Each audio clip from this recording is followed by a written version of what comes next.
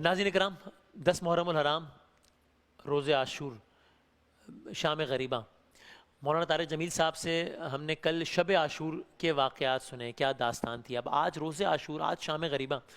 تو آج ارادہ ہے کہ مولانا طارق جمیل صاحب سے ہم کہ 10 محرم کو شہادت امام حسین کے بعد مستورات کے ساتھ کیا ہوا. میں نے ایک شعر کہیں پڑھا، شام غریبہ کے بعد شام، کربلا کے بعد کربلا. یہ ایک اور کربلا بپا ہوئی، یہ مصائب کا ایک نیا باب کھل گیا، یہ مظالم کی ایک نئی داستان رقم ہوئی. وہ کیا تھی؟ گھرانے اہل بیت کی خواتین کا مقدر بازار ہو، دربار ہو، دربار یزید ہو.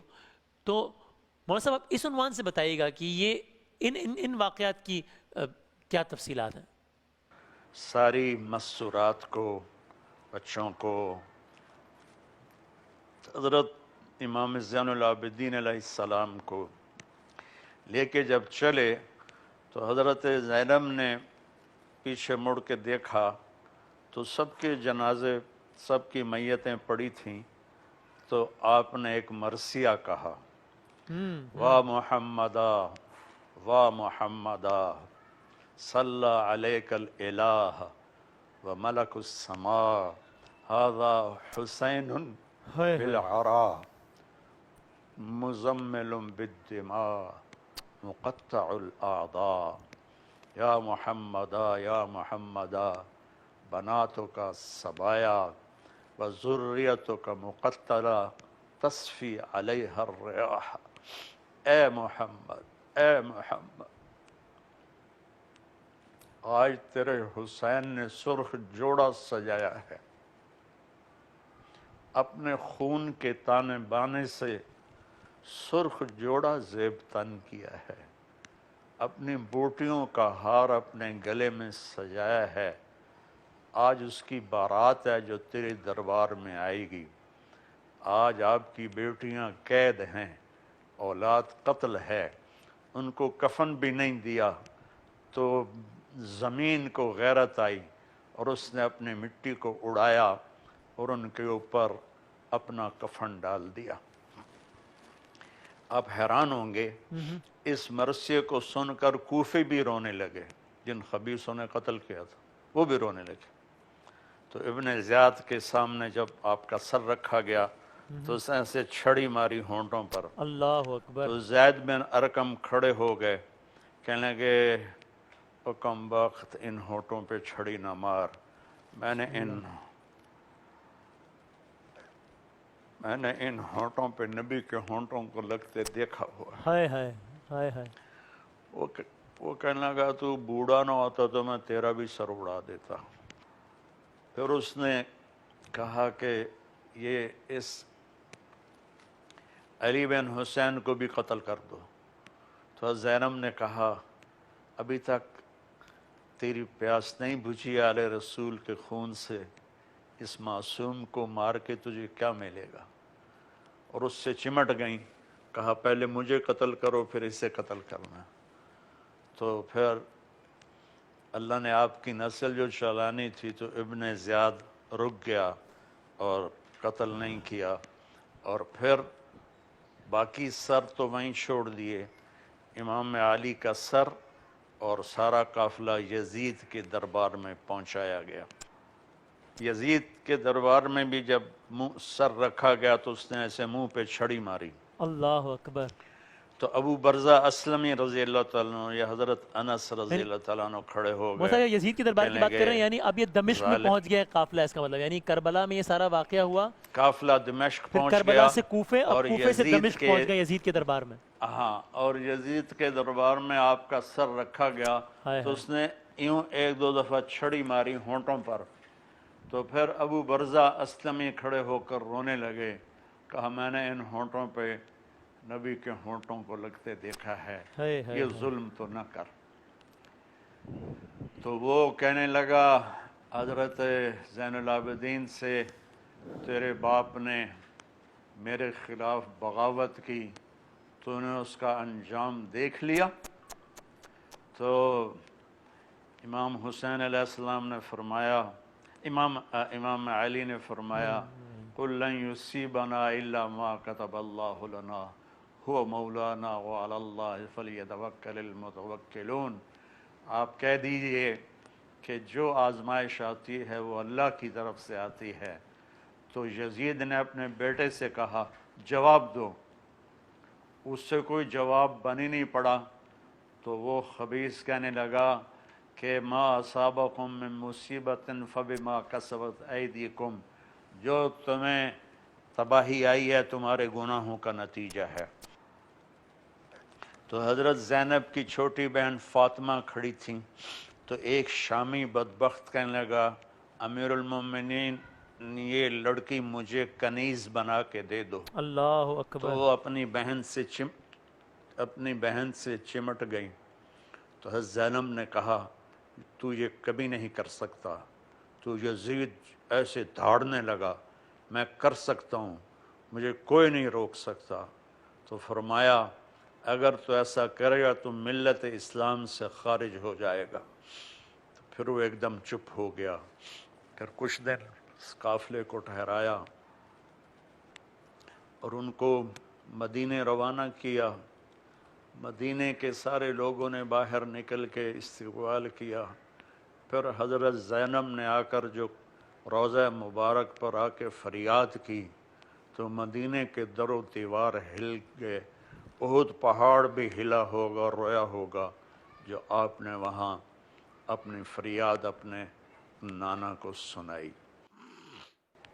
अल्लाह ताला ने 3 साल बाद यजीद का ख़ात्मा कर दिया। ठीक। और यजीद के माथे पर एक और दाग लगाया कि उस कमबख्त ने मदीने पे हमला किया और 3 दिन मदीने को लूटने का हुक्म दिया। इब्न ज़ियाद का अंजाम ये हुआ जब मुख्तार बिन उबैद सक़फ़ी के सामने उसका सर लाया गया तो एक छोटा सा सांप आया तेज़ी से। लोगों ने कहा आ गया आ गया आ गया। लोग इधर उधर हटे। वो तो सांप उसकी नाक में घुसा और मुंह से निकला, फिर नाक में घुसा, फिर मुंह से निकला, फिर नाक में घुसा, फिर मुंह से निकलकर थोड़ी दूर जाके फिर वापस आया, फिर उसकी नाक में घुसा और फिर अंदर ही चला गया। ओह। अल्लाह ने उसका अंजाम भी दिखा दिया। इस्लाम जिंदा होता है हर करबला के बाद। हाँ हाँ। कत्ले हुसैन असल में मर्गे यजीद है। हाँ हाँ इस्लाम जिंदा होता है हर करबला के बाद। हाँ। ये करबलाओं में सबसे बड़ी करबला थी करबो बला, असल करबो बला। जी जी जी। लेकिन छोटी छोटी करबलाएं तो हमेशा चली। आपने गदीर खुम पर एक पालान पे चढ़ के खुतबा दिया, उसके जो मैं आखिरी अल्फाज कह रहा हूँ। जी जी। आपने कहा लोगों मैं भी अल्लाह का एक बंदा हूँ और मुझे भी मौत ने आना है।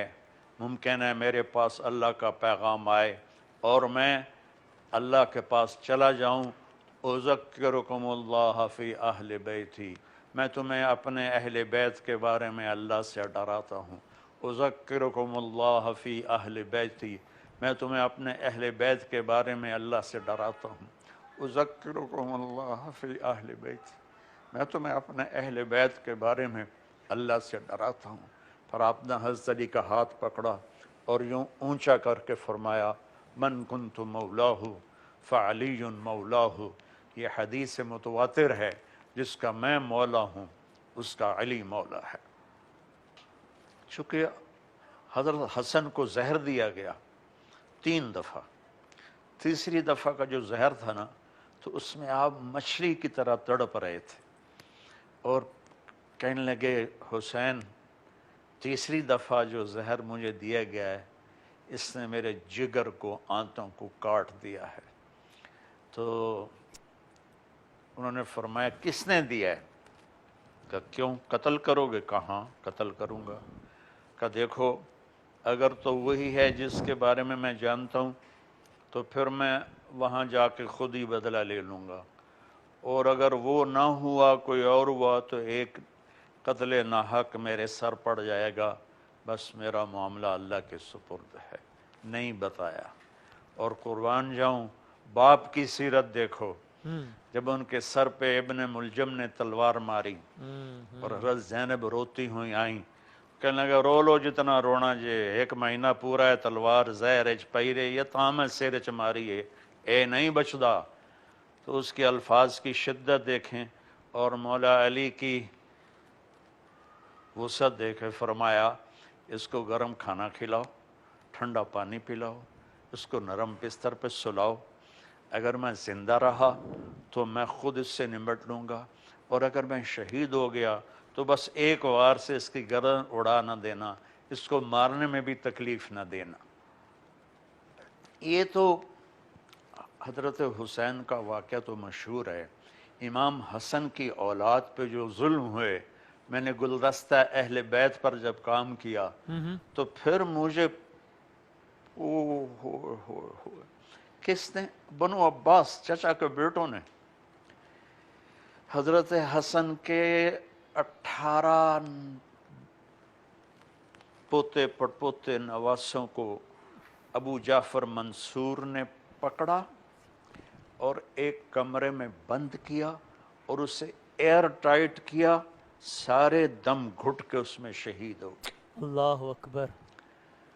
ये जन्नत के शहजादे हैं। आप फरमाते थे हसन हुसैन मेरी दुनिया की बहार हैं, हसन हुसैन जन्नत के नौजवानों के सरदार हैं, मेरी बेटी फातिमा जन्नत की औरतों की सरदार है।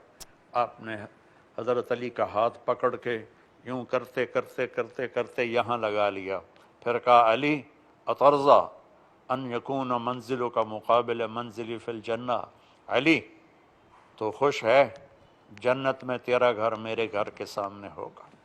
तो आप रोने लगे कि या रसूल अल्लाह, सब कुछ मेरा सब कुछ मिल गया।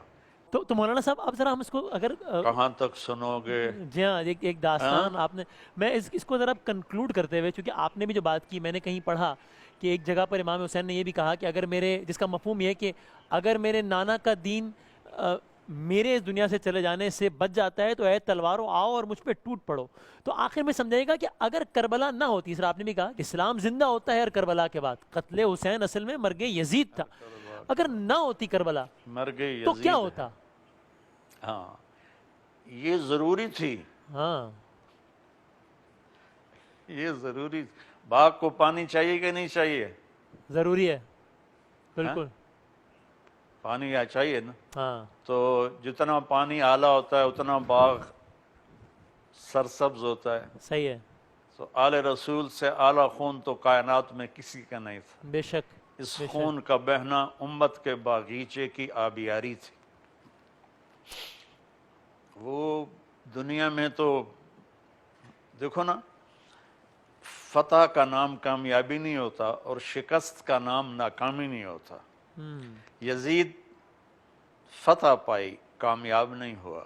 वाह, हुसैनी काफिले ने शिकस्त खाई, नाकाम नहीं हुआ।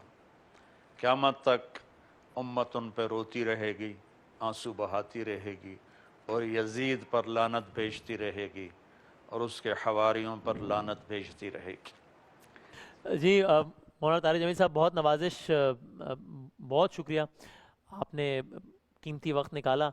और आखिर में बस दुआ भी फरमाइएगा, बहुत सारे लोग कहते भी रहते हैं वक्तन फ़वक्तन आप तक पैगाम पहुंचाने का, आप तक सलाम पहुंचाने का। इतने लोग कहते हैं कि मुमकिन ही नहीं है अमलन कि मैं नाम ले सकूं सबके, लेकिन बस ये दुआ भी आप प्लीज़ फरमाइएगा कि अल्लाह ताला पूरी दुनिया को इस वबा से और इन हालात से बस जल्द से जल्द निजात अता फरमाए इंशाअल्लाह। अस्सलाम वालेकुम। जज़ाकल्लाह, बहुत शुक्रिया, बहुत शुक्रिया।